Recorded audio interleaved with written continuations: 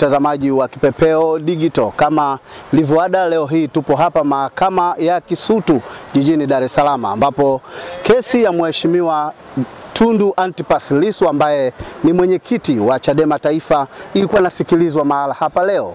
Na kama unavyoona pembeni yangu yupo kiongozi wa Chama cha Demokrasia na Maendeleo Chadema ambaye atakwenda kutuambia jina lake ni nani. Karibu, na unaitwa nani? Naitwa Benito Mwapinga, mwenyekiti wa Chadema wilaya ya Temeke.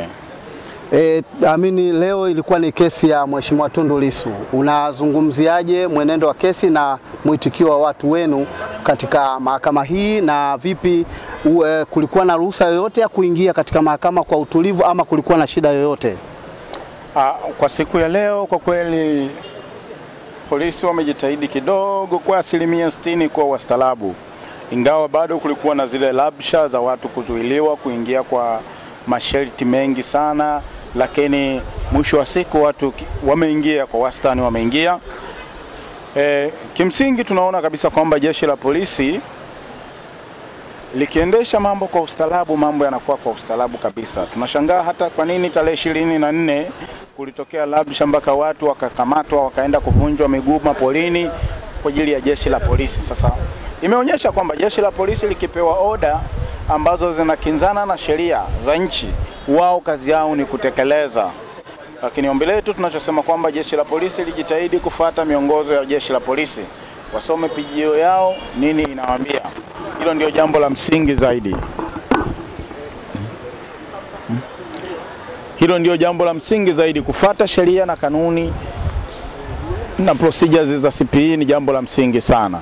Kwa hiyo tunaona kabisa kwamba labsha zilizotokea tarehe 24 ilikuwa ni kwa kuto jeshi la polisi kuzingatia sheria na kanuni za jeshi la polisi. Lakini siku ya leo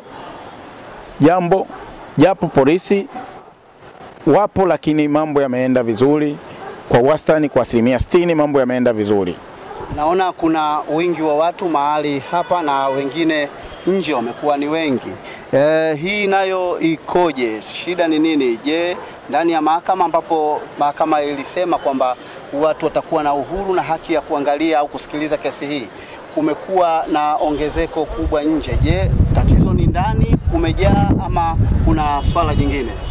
Ya ukweli jeshi la polisi limekuwa linapenda kulazimisha, yani limekuwa likiona watu wako nje ndani, viongozi wa chama na wanachama wa Chadema wakiwa nje, jeshi la polisi linapata ashki sana, halitaki kuwaona watu upande wa nje. Na wakati ndani ya mahakama, hata viwanja vya mahakama vyenyewe watu hawajajaa, open spaces ziko nyingi, lakini tunashindwa kuelewa kwa nini jeshi la polisi limekuwa na mihemko linapowaona viongozi wa chama na wanachama wa Chadema, wakati kesi hii ni kesi ambayo mahakama imesema kabisa ni mahakama ya wazi wala sio ya chamber court. Sasa kwa nini jeshi la polisi linapoona wanachama, mahakama haijajaa kwa ndani, space ni nyingi, lakini watu bado wako nje, wanawafukuza waende kukaa karibia mita 200 nje ya mahakama? Jeshi la polisi tunaomba lijifunze kuwa wastaarabu, wajifunze kufuata sheria. Hawa wananchi wanaokuja hapa sio kwamba hawana majukumu, sio kwamba hawana kazi. Wana majukumu yao, wana kazi yao, lakini wana mapenzi na chama chao, wana mapenzi na kiongozi wao ambao nyinyi kama serikali mmeamua kumpa kesi ya ugaidi. Kwa hiyo acheni, mmeamua kumpa kesi ya uhaini, acheni wananchi waje wasikilize. Hawa wananchi wana akili timamu, wana shughuli zao, lakini leo wameacha kazi zao, wamekuja mahakamani. Tunaomba mahakama izidi kusisitiza kwamba ndani ya viwanja vya mahakama watu waingie. Maeneo yako ya wazi ni mengi. Kwa nini watu wafukuzwe waende kukaa hatua 200? Wakae maeneo ya juani, wakati ndani kuna space zipo na watu wanaweza wakasimama na bila fujo yoyote. Jambo la msingi kwenye jimbo langu mimi, hakuna viongozi ambao wameachia nyadhifa zao. Kwa hiyo mimi kwenye jimbo langu tuko salama kabisa, kwenye wilaya yangu tuko salama. Nafasi ambayo ilikuwa imeachiwa kwa upande wa mkoa wa kichama Temeke ni nafasi ya mwenyekiti, ambayo tayari maagizo tumeshapewa na mwenyekiti wa kanda kwamba ndani ya mwezi huu tuanze kufanya utaratibu wa kujaza hiyo nafasi. Kwa hiyo tunategemea muda sio mrefu tutatangaza nafasi hiyo, na tumepewa kabisa utaratibu kwamba sasa ni kuchagua. Haina maana ya kukaimisha tena, ni kuchagua kiongozi aanze kufanya majukumu yake. Kwa hiyo tunategemea ndani ya wiki 2 wiki 3 hizi tutampata mwenyekiti mwingine wa mkoa wa Temeke.